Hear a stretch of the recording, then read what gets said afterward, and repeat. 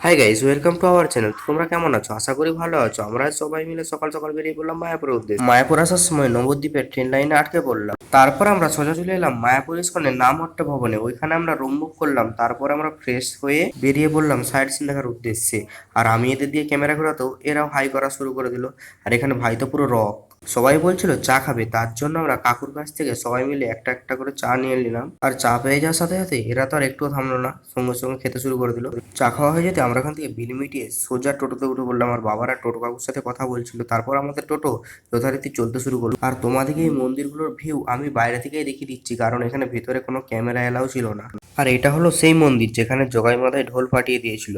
তো এখানেও ভিতরে ক্যামেরা এলাও ছিল না, তার জন্য তোমাদেরকে আমি বাইরে থেকে ভিউটা দেখিয়ে দিচ্ছি। আমরা ভাবলাম এখানে তো ভিডিও করা চলবে, কিন্তু এখানেও ক্যামেরা এলাও ছিল না। আর এখানে প্রায় বেশিরভাগ মন্দিরে ক্যামেরা এলাও নেই। আর এটা হচ্ছে মায়াপুর শ্রী চৈতন্য মঠ। এইখানে মাছের খাবার বিক্রি হচ্ছে, ভিতরে অনেক বড় বড় মাছ আছে। তো তার জন্য আমরা এখান থেকে খাবার কিনে নিয়ে সামনের দিকে এগিয়ে গেলাম। আর সামনে কত সুন্দর বাগান, আর সামনে একটা মন্দির আছে। তো এখানে মন্দিরে ভিডিও করা চলবে না, তার জন্য আমরা মন্দিরটা স্কিপ করে যাচ্ছি। আর এখানে বাগানগুলো, সামনে মন্দির। তো আমরা এখানটা আর ভিডিও করবো না, একদম মাছের কাছে যেয়ে দেখাচ্ছি। অবশেষে আমরা পুকুর ঘাটে এসে পৌঁছে গেলাম। তো দেখতেই পাচ্ছ তোমরা এখানে কত লোক ভিড় জমা করে মাছ দেখছে। তো আমরা এগিয়ে গেলাম, এগিয়ে গিয়ে এখানে আমি জুম করে তোমাদেরকে মাছগুলো দেখানোর চেষ্টা করছিলাম, কিন্তু বৃষ্টির কারণে তোমরা দেখতে পাচ্ছ না হয়তো। তারপর দেখলাম সামনেও কত মাছ। প্রথমে তো আমি লক্ষ্য করিনি, সবাই বললো দেখ সামনেও অনেক মাছ আছে। তো আশা করি তোমরা বুঝতে পারছো, মাছগুলোকে দেখতে পাচ্ছ। বৃষ্টি পড়ছিল, ক্যামেরাতে ভালো আসছে না। আর এখানে খাবার দিচ্ছে। তো খাবার দেওয়া হয়ে গেলে আমরা এখান থেকে বেরিয়ে পড়লাম লঞ্চ ঘাট যাওয়ার উদ্দেশ্যে। তো তোমরা দেখতেই পাচ্ছ কত বৃষ্টি পড়ছে। এখানে সারাদিন খুব বৃষ্টি হচ্ছিল টিপ টিপ করে। তো আমরা টোটোতে করে আবার লঞ্চ ঘাটের দিকে রওনা হলাম। তারপর আমরা টিকিট কাউন্টারে চলে এলাম। এখানে আমরা টিকিট কেটে নিলাম, প্রত্যেক জনের 10 টাকা করে টিকিট। আমরা টিকিট পেয়ে গেলাম। তারপর আমরা টিকিট পাওয়ার পর লঞ্চ ঘাটের দিকে রওনা হলাম। তো আমরা যে লঞ্চে ওঠার জন্য, আর তোমরা দেখতে থাকো। ये बादल की चादर, ये बादल की चादर, ये तारों के आंचल, फलक तक चल साथ मेरे, फलक तक चल साथ चल, फलक तक चल साथ मेरे, फलक तक चल चल चल ये তারপর আমরা সবাই মিলে লঞ্চে উঠে বসলাম। তো আমাকে খুব ভয় পাচ্ছিল, কারণ আমি প্রথমবার লঞ্চে উঠতে চলেছি। আর লাবণী এখানে ভাবছে কি হচ্ছে ব্যাপারটা, লঞ্চটা কেন যাচ্ছে না। আমি ওকে বললাম যে লঞ্চটা তো এখনো স্টার্টই হয়নি। তারপর এখানে কত যাত্রী তোমরা দেখতে পাচ্ছ। তো ফাইনালি আমাদের লঞ্চটা স্টার্ট হলো। আর আমাদের লঞ্চে যাওয়ার মেন উদ্দেশ্য হলো এখানে গঙ্গা জলঙ্গি নদী দুটো একসাথে মিশছে, কিন্তু এখানে কারোর জল কারোর সাথে মিশছে না সেটা দেখার জন্য।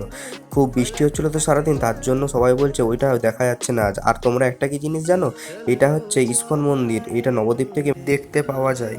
তারপর আমরা পৌঁছে গেলাম নবদ্বীপে। আর নবদ্বীপে কত সুন্দর সুন্দর একতারা তোমরা দেখতেই পাচ্ছ। আর একটা দাদু বিক্রি করছিল, আর দাদু নিজেও বাজাচ্ছিল, কত সুন্দর শুনতে লাগছিল। তারপর আমরা চলে এলাম নবদ্বীপের সেই স্পেশাল লাল ক্ষীরের দই খেতে। তারপর কাকু আমাদেরকে একে একে সব সার্ভ করলো।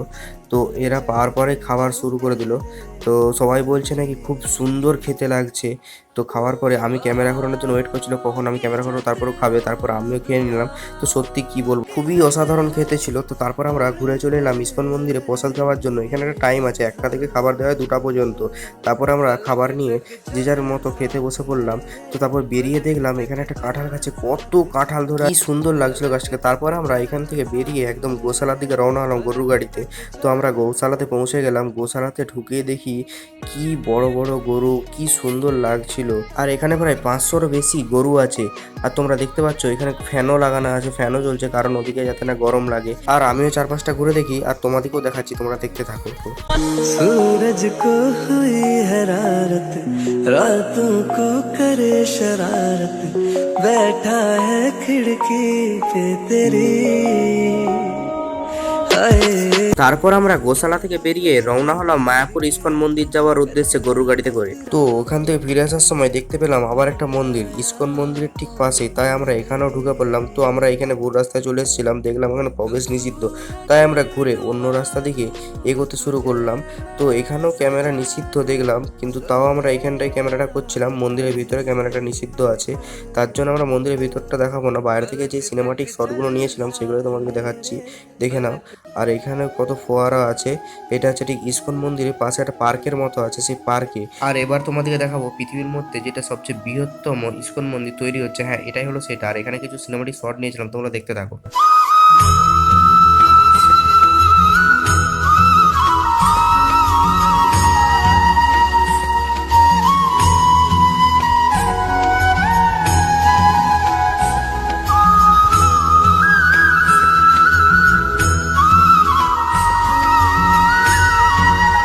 তো এই ছিল আমাদের মায়াপুর ভ্রমণ। তারপরের দিন আমরা ঘুম থেকে উঠে সোজা গাড়ি উঠে পড়লাম আমাদের বাড়ি যাওয়ার উদ্দেশ্যে। তো বাড়ি যাওয়ার সময় আবার দেখো আমরা কিন্তু নবদ্বীপের ট্রেন লাইনে আটকা পড়ে গেলাম। আর এটা ছিল আমাদের ফার্স্ট ভ্লগ, তাই যদি কোনো ভুল হয়ে থাকে আমাদেরকে ক্ষমা করে দেবেন।